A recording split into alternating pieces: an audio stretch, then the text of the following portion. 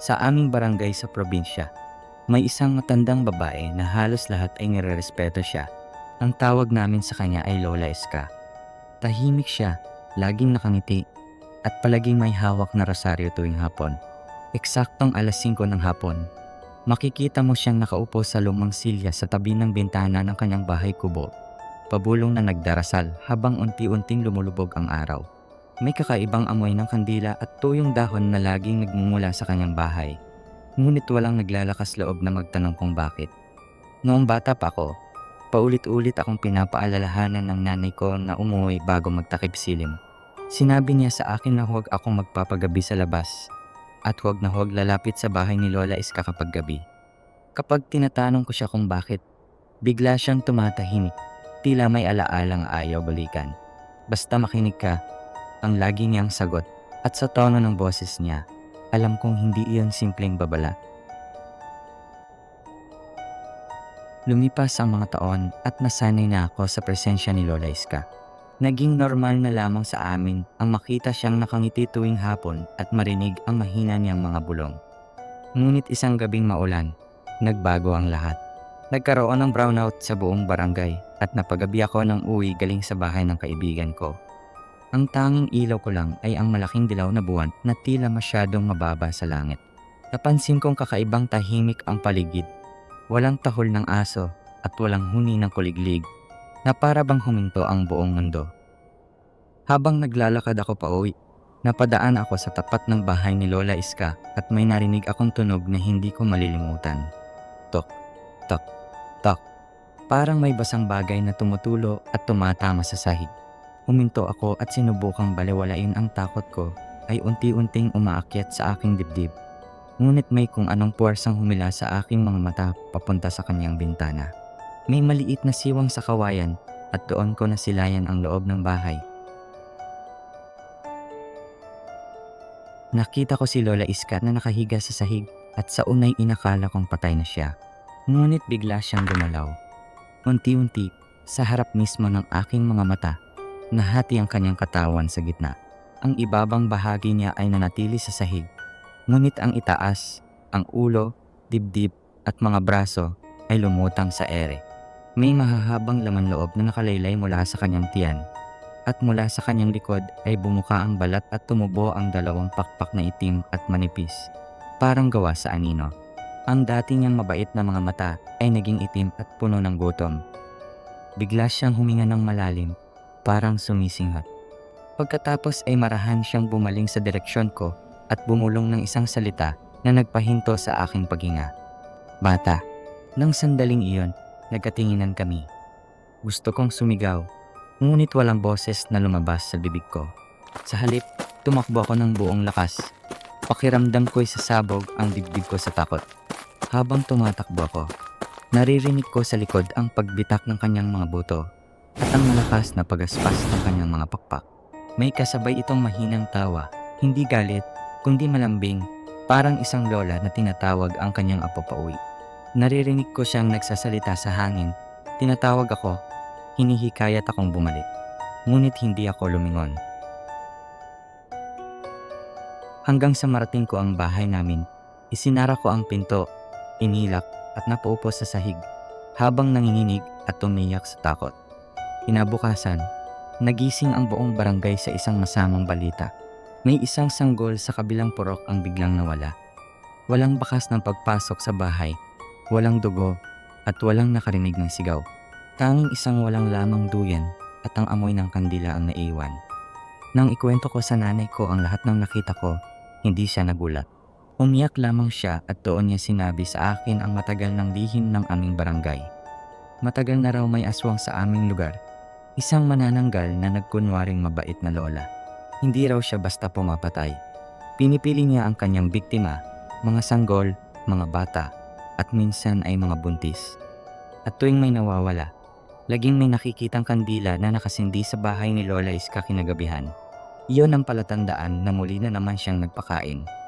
Hanggang ngayon, buhay pa rin si Lola Iska.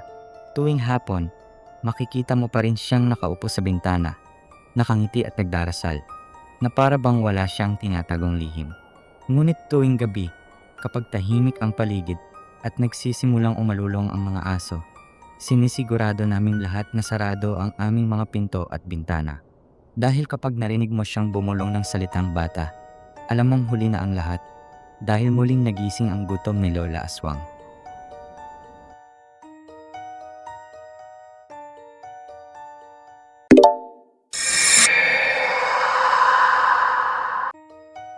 Sa paligid ng bundukan noon sa Negros Oriental, hindi lang bulkan ang kinatatakutan ng mga tao, kundi ang mga nilalang na sinasabing nagtatago sa anino nito. Ayon sa matatanda, ang kanlaon ay paboritong pugad ng mga aswang, lalo na yung mga hindi na makalabas sa mundo ng tao. Kapag ang ulap ay bumaba at ang buwan ay natatakpan, sinasabi nilang bumababa rin ang mga nilalang na may anyong tao sa araw, ngunit halimaw sa gabi. Bata pa lang ako ay alam ko na ang mga palatandaan. Kapag biglang tumahimik ang kagubatan, kapag ang mga aso ay sabay-sabay na umuungol sa isang direksyon, at kapag ang amoy ng bulok na karne ay sumabay sa malamig na hangin, may aswang na malapit. Sa baryo namin, may isang mahigpit na batas. Huwag lalabas kapag gabi ng kabilugan ng buwan, lalo na kung ang liwanag nito ay kulay abo, dahil iyon daw ang gabi ng pangangaso. Isang gabi ng tag-ulan, may dumating na babaeng hindi kilala sa baryo. Payat siya, maputla, at laging may belo sa mukha. Sinabi niyang naligaw siya galing sa kabilang bayan at humihingi ng matutuluyan.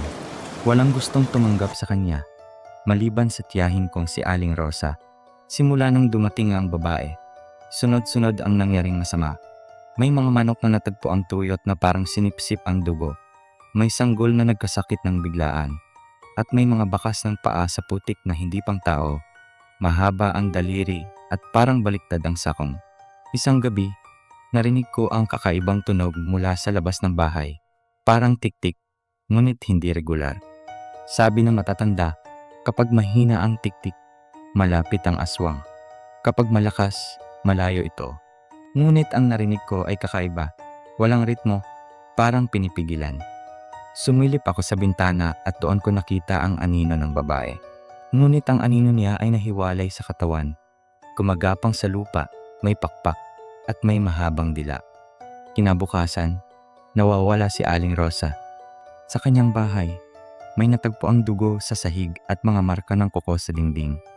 Walang bangkay, walang bakas ng pakikipaglaban. Para bang kusang loob siyang sumama sa dilim. Nang hanapin ng babae, wala na rin siya. Ngunit sa gabi ring iyon, may nakakita sa kanya sa paanan ng kanlaon. Lumilipad, hiwalay ang itaas na katawan, bitbit ang lamang loob na tila sariwa pa. Nagpasya ang mga lalaki sa baryo na umakyat sa bundok upang tapusin ang sumpa. May dalang bawang, asin, at mga itak na binasbasa ng albularyo. Ngunit pagdating nila sa gubat, nagsimula ang panlilinlang. May narinig silang iyak ng bata. Pagkatapos ay boses ng kanilang asawa. Isa-isa silang nahiwalay sa grupo. Sa bawat sigaw may nawawala. Sa bawat patak ng ulan, may kasamang dugo. Isa lamang ang nakabalik. Wasak ang isip, nanginginig, at paulit-ulit na sinasabi ang isang bagay. Hindi lang isa. Ugad sila. Tinapakain ng bundok. Ayon sa kanya, nakita niya ang dahan-dahang aswang sa isang bangin. Nakapalibot sa isang hukay na tila bibig ng kanlaon. Doon nila inihahagis ang mga katawan. Iniaalay sa bundok kapalit ng kapangyarihan at mahabang buhay. Mula noon, tuwing may nawawala sa baryo, sinasabi naming kinuha na ng kanlaon. Ngunit ang totoo, hindi ang bundok ang kumukuha, ang mga aswang ang nag-aalay. At sa tuwing may bagong buwan, may isang babaeng nakikitang naglalakad sa baryo. May belo sa muka, naghahanap ng susunod na magpapatuloy sa kanyang anyo. Hanggang ngayon, kapag naririnig ko ang tiktik sa gabi, hindi na ako lumilingon. Dahil sa kanlaon, ang aswang ay hindi laging halimaw. Minsan, sila'y kumakatok sa iyong pinto, humihingi ng tulong, ng tiwala, at sa huli ng iyong buhay.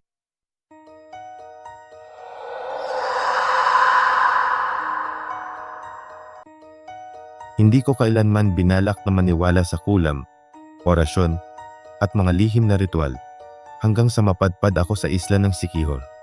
Para sa iba, Isa lamang itong tahimik na isla na may malinaw na dagat at mababait na tao. Ngunit sa likod ng mga ngiti at katahimikan nito, may bumabalot na pakiramdam na parang may nakamasid. Parang may alam ang lupa, ang hangin, at ang gabi, mga lihim na hindi dapat ungkatin ng mga dayuhan. Dumating ako roon bilang manunulat, naghahanap ng inspirasyon. Gabi na nang tumawid ako sakay ng lumang bangka, at habang papalapit ang isla, napansin kong kakaiba ang dilim. Hindi ito yung karaniwang kawalan ng ilaw. Ito'y parang buhay. Parang sinasadyang lunukin ang liwanag ng buwan. May isang matandang babae sa pantalan ang tumitig sa akin ng matagal. Saka bumulong. Hindi lahat ng hinahanap dapat makita. Akala ko'y babala lamang iyon ng isang lokal na mahilig mang-asar. Sana pala'y pinakinggan ko siya. Sa unang gabi ko pa lang, napansin ko na ang kakaibang katahimikan. Walang kuliglig, walang aso. Tanging ang tunog ng hangin na dumadaan sa mga puno ng niyog. Sa inuupahan kong kubo, may amoy ng usok at tuyong dahon. Sa isang sulok, may maliit na altar, may bote ng langis, tuyot kulubot na mga dahon, at isang piraso ng papel na may sulat kamay na hindi ko maintindihan. Nang tanungin ko ang may-ari kinabukasan, umiti lamang siya at sinabing, "Proteksyon lang yan. Huwag mong gagalawin." Habang tumatagal ang pananatili ko, mas lalo kong nararamdaman na parang may mali. Tuwing 2:00 ng madaling araw, nagigising ako. Laging sabay sa isang mahinang tunog, parang may binubulong sa labas. Hindi ko maintindihan ang salita, ngunit ramdam ko ang bigat nito, parang may dinadala sa hangin. Isang gabi, sinubukan kong sumilip. Sa ilalim ng puno ng balete, malapit sa kubo, may nakita akong 3 anino. Hindi sila gumagalaw, ngunit parang may ginagawa, parang may inaalayan ang lupa. Kinabukasan, may nakilala akong matandang lalaki sa bayan. Sabi ng mga tao, isa raw siyang mananambal, isang albularyo na bihasa sa mga orasyon at halamang gamot.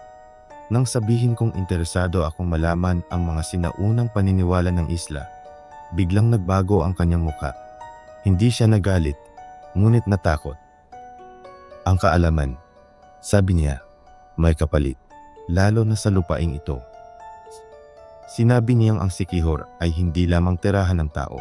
Isa raw itong lugar ng kasunduan, sa pagitan ng mundo ng buhay at ng mga nilalang na mas matanda pa sa alaala. Ikinuwento niya ang tungkol sa mga mangkukulam, hindi yung tulad sa pelikula, kundi mga taong ipinanganak na may kakayahang makipag-usap sa mga nilalang na hindi nakikita. Hindi raw lahat ay masama, ngunit ang mga gumagamit ng kapangyarihan para sa pansariling hangarin, iyon ang kinatatakutan ng lahat. Sabi niya, may mga ritual na ginagawa tuwing banal na linggo at kabilugan ng buwan, mga ritual na hindi dapat masaksihan ng hindi kabilang. Kapag may nakakita raw, may kinukuha ang isla bilang kapalit.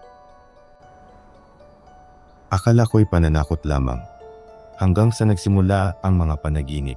Sa bawat gabi, napapanaginipan ko ang sarili kong naglalakad sa kagubatan, hubad ang paa, sinusundan ang isang ilaw.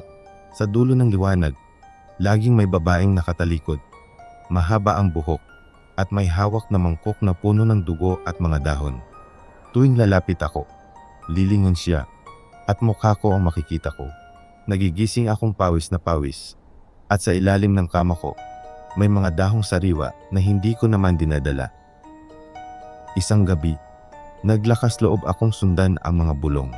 Dinala ako ng paa ko sa gitna ng gubat, sa isang clearing na pinalilibutan ng mga bato. May bilog na guhit sa lupa, at sa gitna nito, may apoy na kulay bughaw.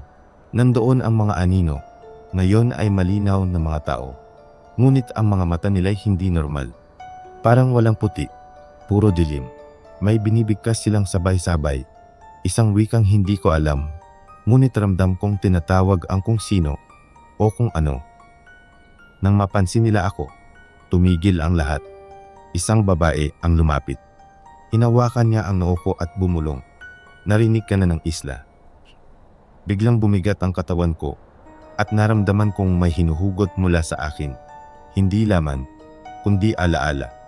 Ang mga panaginip, ang takot, ang pagnanais kong maintindihan, lahat iyon pala ang paanyaya sa Sikihor. Hindi ka dapat magtanong ng walang pahintulot. Nagising ako kinabukasan sa sarili kong kama, ngunit may marka na sa braso ko, parang ukit ng simbolo. Nang ipakita ko iyon sa mananambal, yumuko siya. Hindi ka nabisita, sabi niya. Tinatakan ka na. Ipinaliwanag niyang may mga taong pinipili ng isla, mga tagapagdala ng kwento, mga saksi na hindi pwedeng magsalita ng buo. Kapag sinubukan kong ilahad ang lahat, babalik daw sila para kunin ang natira sa akin. Umalis ako ng Sikihor kinabukasan, ngunit hindi ko kailanman iniwang buo ang sarili ko roon. Hanggang ngayon, tuwing 2:00 ng madaling araw, naririnig ko ang mga bulong, kahit nasa syudad na ako. At sa salamin, kung minsan, may aninong nakatayo sa likod ko, may hawak na mangkok ng dugo at dahon, nakangiti. Hindi lahat ng isla ay gustong makilala, at hindi lahat ng misteryo ay dapat binubuksan. Dahil kapag ginawa mo, maaaring ikaw ang buksan nila kapalit.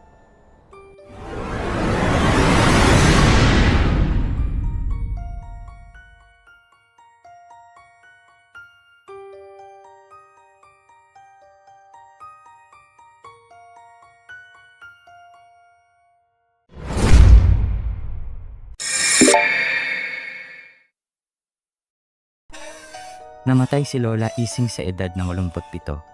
Mag-isa sa lumang bahay na nakatayo sa dulo ng baryo, malapit sa masukal na kakahuyan. Matagal na siyang iniiwasan ng mga tao dahil sa mga bulong-bulungan. Manggagamot daw noon. May alam sa mga dasal na hindi itinuturo sa simbahan. Kaya nang mabalitaan kong naiwan sa akin ang bahay at ang gyumano'y kayamanan niya, halo ang lungkot at kaba ang naramdaman ko. Ako na lamang ang natitirang kamag-anak, kaya napilitan akong bumalik sa baryong matagal ko nang nilisan. Sa unang gabi ko pa lang sa bahay, ramdam ko na agad ang bigat ng hangin, na para bang may presensyang nagmamasid sa bawat galaw ko. Ang bahay ay yari sa kahoy na kupas na ang pintura, at sa bawat takbang ko sa sahig ay may kasamang mahabang ungol ng mga tabla. Sa gitna ng sala, naroon pa rin ang lumang aparador ni Lola. Iyon daw ang taguan ng kanyang kayamanan. Paulit-ulit akong binalaan ng mga kapitbahay na huwag ko raw itong gagalawin. Ngunit nanaig ang aking pagod at kuryosidad. Gabi-gabi, binabagabag ako ng parehong panaginip. Si Lola, nakaupo sa silya, nakatalikod, at paulit-ulit na bumubulong ng hindi pa oras. Tuwing magigising ako, basa ng pawis ang aking katawan at may amoy ng kandilang kakapatay lamang. Isang gabi ng Biyernes Santo, nawala ng kuryente ang buong baryo. Tanging liwanag ng buwan ang pumapasok sa bahay.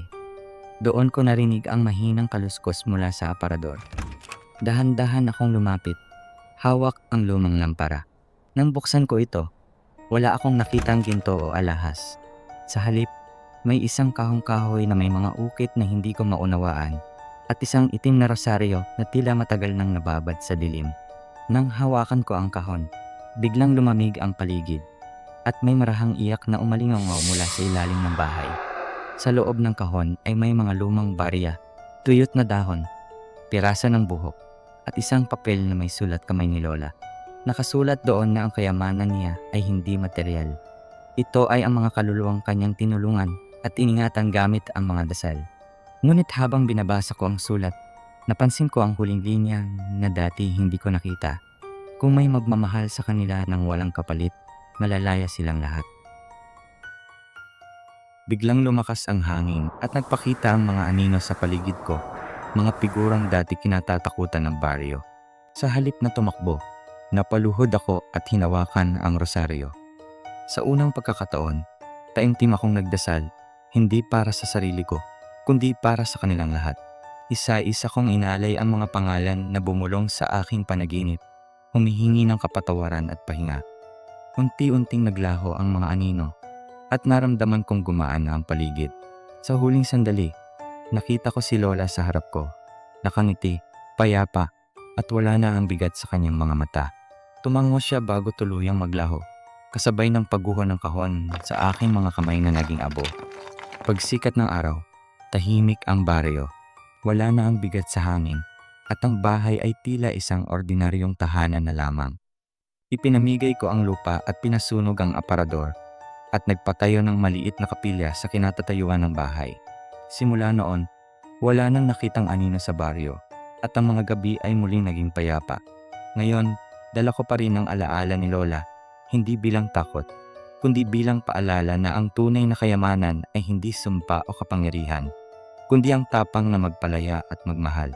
At sa wakas, alam kong pahinga na rin ang natamo ni Lola Ising. Thank you.